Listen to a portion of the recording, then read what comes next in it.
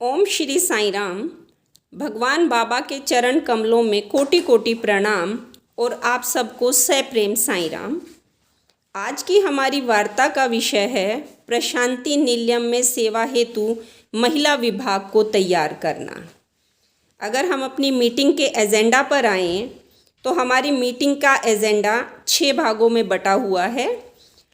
Significance of Prashanti Seva, महिला duty points and broad categories of duties, best practices being followed in Prashanti Seva, build a Seva Dal team at समिति level, awareness camps and event management. अब हम इनको एक एक करके समझेंगे। सिग्निफिकेंस ऑफ प्रशांति सेवा अगर हम विषय लेते हैं तो सबसे पहला विषय ही सबसे आवश्यक है और वह है सेवा क्या है। सेवा संवेदना की अनुभूति है और संवेदना निस्वार्थ है, जो मनुष्य के मन से निकलती है। ये कोई सर्विस या काम नहीं है, यह मनुष्य के अंदर मनुष्यता की सहज अभिव्यक्ति है। सर्विस आमतौर पर पेड होती है, परंतु सेवा एक निस्वार्थ कर्म है और सेवा से अर्जित कर्म संचित होता है। इसका लाभ मिलना निश्चित है, ये हमें मानना पड़ेगा। चौथे पातशाह श्री गुरु रामदास जी महाराज के समय अमृतसर के हरि मंदिर साहब जी की सेवा चल रही थी। उस वक्त बहुत संगत सेवा कर रही थी। उस सेवा में उस समय का राजा भी सेवा के लिए आता था। गुरु साहिबान उस राजा को देखकर हर रोज़ मुस्कुराते थे। ऐसा 3-4 दिन होता रहा। एक दिन राजा ने गुरु साहिबान से पूछा कि हे सच्चे पातशाह, आप हर रोज़ मुझे देखकर मुस्कुराते क्यों हो? तब गुरु साहिबान ने राजा को बड़े प्यार से देखा और उन्हें एक छोटी सी साखी सुनाई। वो कहने लगे, हे राजन, बहुत समय पहले की बात है। एक दिन संगत इसी तरह सेवा कर रही थी। उस सेवा में कुछ दिहाड़ीदार मजदूर भी थे। संगत सेवा भावना से सेवा करती थी और शाम को गुरु दर्शन करती थी। एक दिन एक दिहाड़ीदार मजदूर ने सोचा कि क्यों ना आज मैं बिना दिहाड़ी के सेवा कर लूं। उसने यह बात परिवार के साथ साझा की। परिवार ने कहा कि कोई बात नहीं, एक दिन हम दिहाड़ी नहीं लेंगे, भूखे रह लेंगे, पर एक दिन हम गुरु की सेवा को ज़रूर देंगे। यह साखी सुनाकर गुरु साहिबान चुप हो गए। राजा सोच में पड़ गया और हाथ जोड़कर गुरु साहिबान से पूछने लगा कि हे सच्चे पातशाह, आप मुझे देखकर मुस्कुराते हैं, इसका क्या राज है? तब गुरु साहिबान बोले कि हे राजन, पिछले जन्म में वो मजदूर तुम ही तो थे।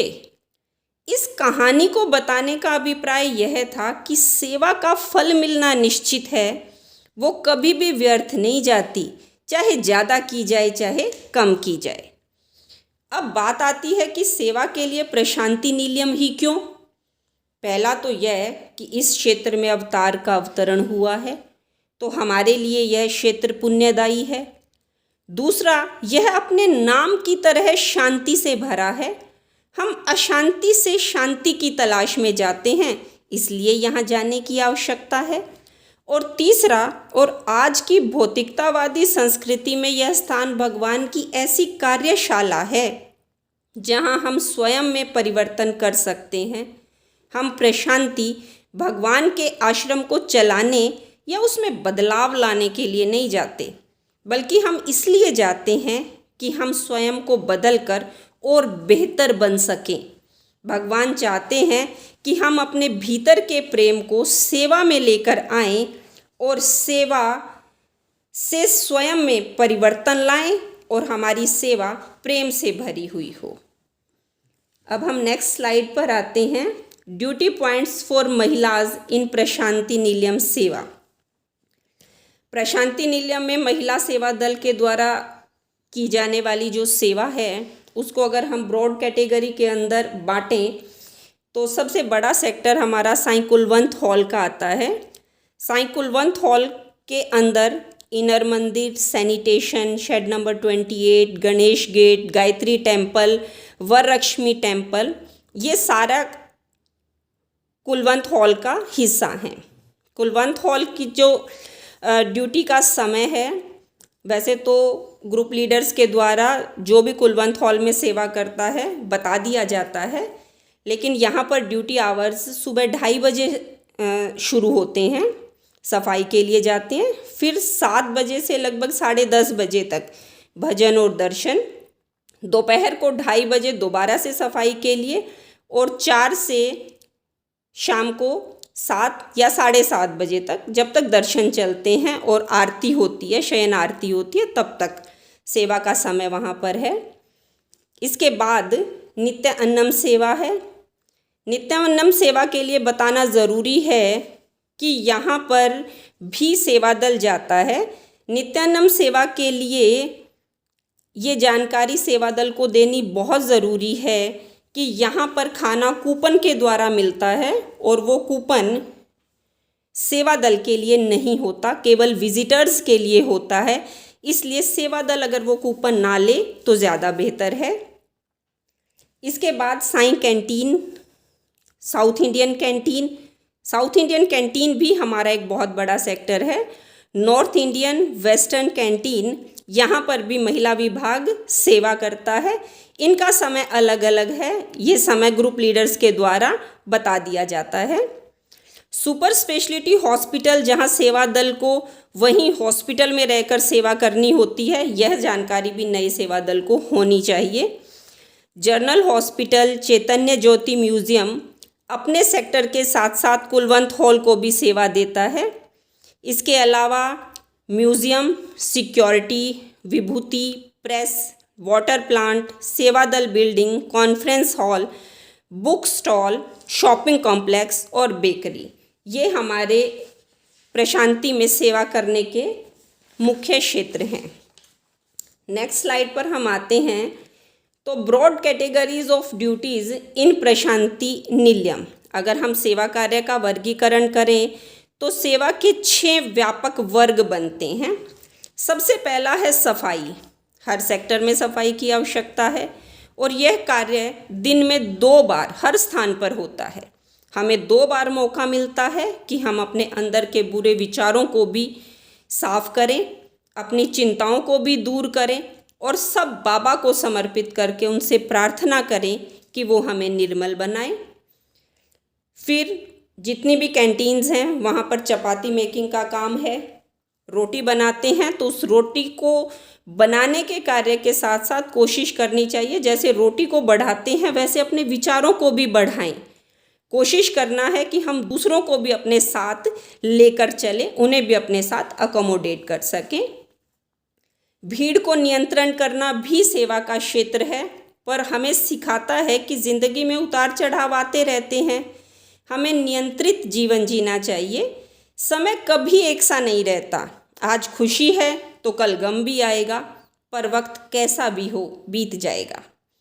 सिक्योरिटी चेक्स हमें बताते हैं कि हमें अपने ऊपर भी नियंत्रण रखना चाहिए। हमें अपने गुणों, चाहे वो अच्छे हैं चाहे बुरे हैं, उनमें अंतर करना आना चाहिए। नेक्स्ट है सर्विंग।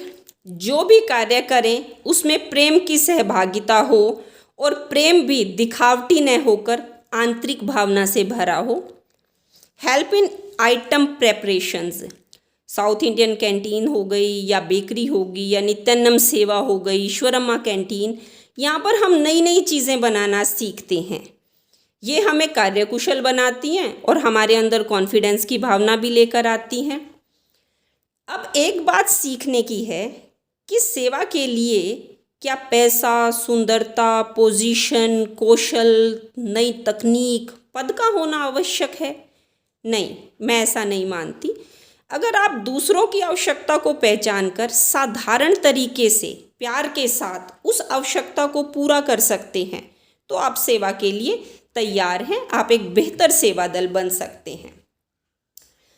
जब हम कॉलेज में पढ़ते थे तो हमारे टीचर अक्सर पूछते थे कि क्या आप दान करते हैं? तो हम कहते थे बिल्कुल करते हैं। तब वो पूछते कि क्या क्या दान करते हो? तब हम कह देते कि आटा, दाल, चावल, रोटी, दूध और भी बहुत कुछ, जो मांगने वाला आता है अगर वो घर में उपलब्ध है तो दे देते हैं।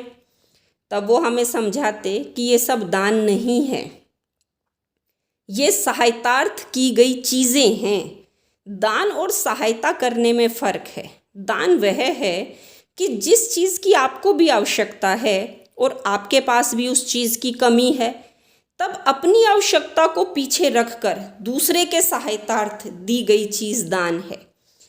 ठीक वैसे ही सेवा के साथ जब निस्वार्थ भावना जुड़ती है तब वह श्रेष्ठ है और तभी वो केवल भगवान को समर्पित की जा सकती है। नेक्स्ट स्लाइड की बात करें तो best practices being followed in Prashanti Nilayam सेवा। सबसे पहले तो हमें एक स्थायी और मानकीकृत स्टैंडर्डाइज आध्यात्मिक प्लेटफॉर्म मिलता है प्रशांति निलयम में। स्थायी इसलिए हैं क्योंकि वहाँ पर कुछ क्रियाएं दशकों से नहीं बदली, चाहे वो ओमकारम हो या सुप्रभातम हो। यहाँ कार्य के दौरान अभिप्रेरणा और प्रोत्साहन मिलता है। सेवा दल को आश्रम की तरफ से पूरा सहयोग मिलता है क्योंकि परमानेंट स्टाफ आपको सारा काम समझाता है और अपनी निगरानी में करवाता भी है। नेक्स्ट अगर हम स्लाइड देखते हैं तो आपको कुछ पिक्चर्स दिखाई देंगी यहाँ पर, जो महिला सेवा दल बिल्डिंग की है। हर साल महिला सेवा दल बिल्डिंग में कुछ ना कुछ नई सुविधा आपको मिलती है। जैसे रिसेप्शन का जो एरिया है वहाँ पर बहुत सुंदर मंदिर बना दिया गया है। स्टेट ऑफिस जो महिला विभाग का है वो भी अब महिला सेवा दल बिल्डिंग में है। सेवा दल अपना कीमती सामान लॉकर्स में रख सकता है। सीढ़ियों पर भी अब दरवाजे लगा दिए गए हैं ताकि सिक्योरिटी बनी रहे। गर्म पानी की व्यवस्था हुई, साफ सफाई, सैनिटरी नैपकिन डिस्पेंसर्स जैसी आधुनिक सुविधा भी अब सेवा दल को सेवा दल बिल्डिंग में ही मिल रही है। नेक्स्ट स्लाइड पर अगर हम आएँ तो कुछ बातें जो जाननी बहुत ज़रूरी है, उसमें पहली है रजिस्ट्रेशन करवाना। ये सबके लिए ज़रूरी है। आश्रम में आकर सबसे पहला काम अपनी रजिस्ट्रेशन करवाने का करें। ज़्यादातर देखा जाता है कि एक व्यक्ति आकर अपने पूरे ग्रुप की रजिस्ट्रेशन करवा जाता है। उसकी बजाय कोशिश करनी चाहिए हर व्यक्ति अपना रजिस्ट्रेशन खुद आकर करवाए। इसका एक फ़ायदा तो यह है कि सारा सेवा दल ऑफिस बियरर को पहचान जाता है और ऑफिस बियरर्स भी फिजिकल वेरिफिकेशन के बाद उन्हें उपयुक्त ड्यूटी पॉइंट पर भेज सकता है। सेवा दल को अपने अपने डिस्ट्रिक्ट में ही ड्रेस कोड और डिसिप्लिन, साथ ही साथ डूज और डोंट्स की जानकारी दे दी जाए तो ज़्यादा बेहतर है। महिलाओं के लिए रजिस्ट्रेशन के समय भी एक छोटी सी वार्ता रखी जाती है। उन्हें ग्रुप लीडर से मिलवाया जाता है ताकि वे आपस में संपर्क कर सकें। कोशिश करें कि एक ग्रुप लीडर के साथ 2 या 3 सब ग्रुप लीडर्स जुड़े। कार्य को बेहतर करने के लिए डिसेंट्रलाइज्ड पॉलिसी अपनानी चाहिए। सभी ग्रुप लीडर्स की डेली मीटिंग होनी चाहिए। इसका सबसे बड़ा फ़ायदा ये होगा कि हमारा जो सेक्टर कमज़ोर है वो दूसरे सेक्टर से मदद मांग सकता है। ग्रुप लीडर्स को इसके लिए तैयार रहना चाहिए ताकि किसी भी तरीके के क्राइसिस को कम किया जा सके। अपने अपने कार्यस्थानों पर हमें 15 से 20 मिनट का सत्संग ज़रूर करना चाहिए। सेवा दल के कार्यस्थानों पर ज़रूर विज़िट की जानी चाहिए। उनकी काउंसलिंग की, मॉनिटरिंग की जिम्मेदारी स्टेट ऑफिस की है, ये बात समझनी है। कोशिश करें कि सेवा दल के समय और उसके प्रयासों से हम लाभान्वित हो सकें, ज़्यादा से ज़्यादा समय सेवा को दे सकें। इस लिहाज से सेवा दल को डिस्ट्रिक्ट लेवल पर तैयार किया जाना चाहिए। नेक्स्ट अगर स्लाइड करें तो आपको कुछ पिक्चर्स दिख रही होंगी। ये चैलेंजेस हैं हमारे लिए जो हम फेस करते हैं और जिस पर इस बार आश्रम अथॉरिटीज़ ने ज़्यादा ध्यान दिया है। जैसे स्कार्फ पहनकर रास्ते में चलना, खाना पीना, फ़ोन सुनना, अखबार पढ़ना, अनर्गल बातचीत में लगे रहना, कपड़ों का ध्यान ना रखना। और सबसे जो खराब स्थिति है वो तब उत्पन्न हो जाती है जब 9:30 बजे के बाद भी महिला सेवा दल बिल्डिंग के बाहर सेवा दल बातचीत करते पाया जाता है। हमें आश्रम में मर्यादित आचरण में रहना सीखना होगा। आश्रम के नियमों का पालन करना हमारा कर्तव्य है, हम इससे मुंह नहीं मोड़ सकते। नेक्स्ट स्लाइड पर अगर हम आएँ तो इसके अंदर हम देखते हैं कि हमारे सेवा दल में 30 साल से कम के 18% सेवा दल है, जबकि हमें बढ़ाकर इसे 30% तक लेकर जाना है। 30 से 50 साल के बीच के अगर हम सेवा दल को देखें तो वो 22% है। इस फिगर को भी बढ़ाकर हमें 40% तक लेकर जाना है। 50 साल से ऊपर का 60% सेवा दल हमारे पास है, इसे थोड़ा रिड्यूस करके 30% तक लेकर आना है। यदि हम सेवा दल को इस तरीके से तैयार करेंगे तभी हम राइट पर्सन को राइट ड्यूटी पॉइंट पर भेज सकते हैं। हम इस right person at the rate right duty point को अचीव कर सकते हैं। नेक्स्ट स्लाइड पर आएँ तो जो चैलेंजेस हमारे सामने हैं वो है स्कार्फ और बैच की पवित्रता बनाकर रखनी है। महिला सेवा दल स्कार्फ को हमेशा चुन्नी के ऊपर रखे, बैच को सीधा लगाया जाए, सेवा के दौरान ही इसे पहना जाए, आते जाते रास्ते में आश्रम के बाहर इसे न पहने, स्कार्फ को अच्छी तरीके से फोल्ड लगा कर रखें। अब हम 2000 किलोमीटर का सफ़र करके प्रशांति जाते हैं सेवा के लिए। एक तो वहाँ पर हमारे पास सेवा के अतिरिक्त कोई भी कार्य किया जाना उपयुक्त नहीं है। हमें यह प्रश्न भी स्वयं से करना है और नए सेवा दल को भी समझाना है कि हम यहाँ पर सेवा के लिए आए हैं, अन्य किसी कार्य के लिए नहीं। समय सबसे महत्वपूर्ण इकाई है। हमें आश्रम पर समय से पहुँचना है। आश्रम के वातावरण के अनुरूप हमें आचार विचार करना है और बाबा की उक्ति कि you can hear the voice of God in deep silence, इस उक्ति को भी हमें वहाँ चरितार्थ करना है। महिला विभाग अपने ड्रेस कोड पर भी ध्यान दे। हमारे लिए साड़ी और सलवार कमीज़ का ड्रेस कोड है। नए सेवा दल को बताना है कि सेवा के दौरान पहनावा शालीन हो। सुबह मंदिर की सफाई के दौरान नाइट सूट में आना वर्जित है। कोशिश करें कि हम सिंपल, साफ और सोबर कपड़े पहने। हमें ये भी कोशिश करनी है कि पेंडेमिक के इस दौर में 18 साल से कम उम्र की बच्चियों को, गर्भवती महिलाओं को या दिव्यांगजनों को सेवा में ले जाते समय सावधानी रखें या हो सके तो उन्हें घर पर ही रहकर साधना करने दें। State coordinators, batch incharges, district incharges, group leaders और आश्रम स्टाफ के बीच बेहतर तालमेल होना चाहिए। नेक्स्ट पर आते हैं हम स्लाइड पर। यूनिफॉर्मिटी इन दी प्रोसेस की अगर हम बात करें तो प्रशांति निलयम में कोशिश करें सारे के सारे कार्यों में ज़्यादा से ज़्यादा आध्यात्मिकता का अभ्यास करें। कोशिश करें कि राइट पर्सन की प्लेसमेंट राइट प्लेस पर हो। परमानेंट स्टाफ से हम ड्यूटी पॉइंट्स पर सहयोग ले सकते हैं। हम उनके मार्गदर्शन में बेहतर कार्य कर सकते हैं क्योंकि वो वहाँ पर वर्ष भर रहते हैं। समिति स्तर पर हमें एनरोलमेंट पर ध्यान देना है। सबसे पहले सेवा दल में पुराने और नए सदस्यों को जोड़कर हमें क्वांटिटेटिव सेवा दल बनाना है। इसका अर्थ हो गया कि हमें सेवा दल में संख्या को बढ़ाना है। फिर इसी सेवा दल में से सेवा दल का वर्गीकरण करना है। पैमाने हैं उसके लिए कि हम उनके ज्ञान को, उनके कौशल को, तत्परता, डिसिप्लिन, उनकी एबिलिटी को देखकर हम उन्हें क्वालिटेटिव बनाएं।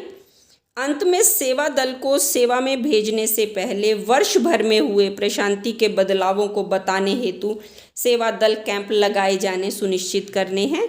ये कैंप समिति, डिस्ट्रिक्ट और फिर स्टेट लेवल के ऊपर लगाने हैं। आज का जो हमारा कैंप है ये उसी दिशा में उठाया गया एक कदम है। नेक्स्ट स्लाइड पर आ रहे हैं कि अब सेवा दल की समिति स्तर पर टीम बनाने के लिए हमारी तीनों विंग्स के सदस्यों की मिलकर एक टीम बनेगी। बाल विकास, सर्विस और स्पिरिचुअल, ये सभी मिलकर सेवा दल की टीम बनाएंगे। सेवा दल में केवल सर्विस विंग नहीं है, बाल विकास, स्पिरिचुअल विंग भी इसके साथ जुड़ी हुई है। अब बात करें कि सेवा दल के अंदर कौन कौन शामिल है। सबसे पहले state president, state vice president, district president, state coordinators, office bearers, Bal Vikas gurus, Bal Vikas parents, group 3 के students, bhajan singers, Veda chanters, speakers, medicare, educare, socio care में भाग लेने वाले सदस्य तथा सेवा से जुड़े हुए नए लोग सब मिलकर सेवा दल बना रहे हैं। अब नेक्स्ट स्लाइड है हमारी, बिल्ड अ टीम ऑफ सेवा दल एट समिति लेवल। समिति स्तर के ऊपर महिला सेवा दल की टीम तैयार करने के लिए अपनी अपनी समितियों में से सीनियर मोस्ट लेडीज़ की एक टीम बनाएं जो महिलाओं के लिए कुछ कार्यकलाप निश्चित करे, अच्छे वातावरण को बनाने में सहयोग दे, सभी को सेवा से संबंधित बातें छोटी छोटी कहानियों के रूप में बताएं, अपने जीवन के अनुभव साझा करें, यूथ को मोटिवेट करें और उन्हें सेवा से जुड़ने के लिए प्रोत्साहित करें। समिति कन्वीनर और ऑफिस बियरर्स इस कार्य में उनकी मदद करें। नेक्स्ट जो स्लाइड है वो महिला डे एक्टिविटीज़ की है। दोनों स्लाइड्स के बारे में बात करें अगर हम, तो पंचकूला और चंडीगढ़ में बहुत अच्छा महिलाओं का योगदान रहा कि जो न्यूली बोर्न बच्चे थे उनके लिए उन्होंने पंजीरी और वस्त्रों का प्रबंध किया और उन्हें हॉस्पिटल्स में जाकर वितरित किया। इसके अलावा जलपान की सुविधा भी महिलाएं उपलब्ध कराती हैं। बहुत अच्छा प्रयास उनके द्वारा जो किया गया है। नेक्स्ट स्लाइड है सेवा दल ट्रेनिंग कैंप्स। स्टेट लेवल के ऊपर हम सेवा दल ट्रेनिंग का एक कैंप लगाते हैं। डिस्ट्रिक्ट लेवल के ऊपर 2 से 3 बार लगाने की ज़रूरत है और समिति लेवल के ऊपर इसे 3 से 5 बार लगाया जाना चाहिए। अब सेवा दल का क्या मीनिंग है, नाम से ही पता चल रहा है। सेवा दल यानी एस से सेक्रीफाइस, सेक्रीफाइस यानी त्याग, ई से ईगरनेस यानी उत्सुकता, वी से विग्योर यानी ताकत, ए से एम यानी सेवा दल उद्देश्यों से भरा हुआ हो, डी ड्यूटी यानी कार्यकुशल हो, ए अलर्टनेस सचेत होना चाहिए और एल लव यानी प्रेम भावना से परिपूर्ण होना चाहिए। ये सारी की सारी क्वालिटीज़ हर व्यक्ति के अंदर नहीं मिलेंगी, लेकिन हमें कोशिश करनी है कि जितनी ज़्यादा हो सके इन क्वालिटीज़ को हम अपने अंदर लेकर आएं। नेक्स्ट पॉइंट पर अगर हम चलें तो सेवा ड्यूरिंग इवेंट मैनेजमेंट इन प्रशांति निलयम। हम केवल 15 दिन की स्टेट सेवा करके वहाँ पर आते हैं, लेकिन ऐसा नहीं है कि प्रशांति में इस सेवा के अलावा कोई और कार्य ना होता हो। वर्ष भर वहाँ पर बहुत सारी इवेंट्स ऑर्गेनाइज होती हैं, बहुत सारे स्पेशल ओकेज़न्स हैं, जैसे बर्थडे है, आराधना महोत्सव है, नेशनल कॉन्फ्रेंस है, बाल विकास एलुमनाई कॉन्फ्रेंस, वेदा उपनयनम, इसके अलावा प्रति यात्रा। इन सारी के सारे इवेंट्स के अंदर भी हमारा सेवा दल भाग ले सकता है। जो ड्यूटीज़ सेवा दल की इस इवेंट में लगती हैं वो रजिस्ट्रेशन में लगती है, नारायण सेवा में लगती है, फूड काउंटर्स पर लगती है, डिसिप्लिन में लगती है, स्टेडियम के अंदर, साईं कुलवंत हॉल के अंदर, पूर्णचंद्रा ऑडिटोरियम के अंदर, इनर मंदिर में, इसके अलावा सिक्योरिटी की शेड्स के अंदर और प्रोसेशंस जो यात्राएं निकलती हैं वहाँ पर भी ड्यूटीज़ लगती है। सेवा दल इन दौरान भी वहाँ पर जाकर सेवा दे सकता है। अगर हमने ब्लिसफुल प्रशांति सेवा की हम बात करें तो हम स्टेट से एक हेल्दी और हैप्पी एनवायरनमेंट लेकर आश्रम में जाएं और उसी तरह का एनवायरनमेंट लेकर हम वापस स्टेट के अंदर आएं। कोशिश करें कि सेवा दल अपनी बेस्ट परफॉर्मेंस दे, अपने एटीट्यूड को बेहतर रखे, समिति लेवल के ऊपर राइट पर्सन को ही ट्रेनिंग दी जाए और डिस्ट्रिक्ट लेवल के ऊपर राइट सेवा दल की राइट प्लेस के ऊपर प्लेसमेंट की जाए। अब अगर हम आज के दौर की बात करें तो जो यूथ है वो अपनी एनर्जी को अलग अलग दिशाओं के अंदर स्प्रेड कर रहा है। ज़रूरी नहीं है कि उसकी एनर्जी जिस दिशा के अंदर जा रही है वो उपयोगी ही हो। अब अगर हम बात करें स्कूल एजुकेशन के अंदर, तो हम पहले मोबाइल को स्कूल से दूर रखते थे। आज का दौर ऐसा आ गया है कि वो मोबाइल ही स्कूल को चला रहा है। तो यूथ अपनी एनर्जी को कलेक्ट करना सीखे और हमें कोशिश करनी है कि वो जो उसकी एनर्जी है उसको हम बेहतर ढंग से चैनलाइज करें। हम उन्हें बाल विकास के कार्यक्रमों के अंदर लेकर आएँ, कोशिश करें कि उनकी स्किल को हम डेवलप कर सकें और उन्हें बेहतर नागरिक और बेहतर सेवादल बना सकें। ओम श्री साईं राम।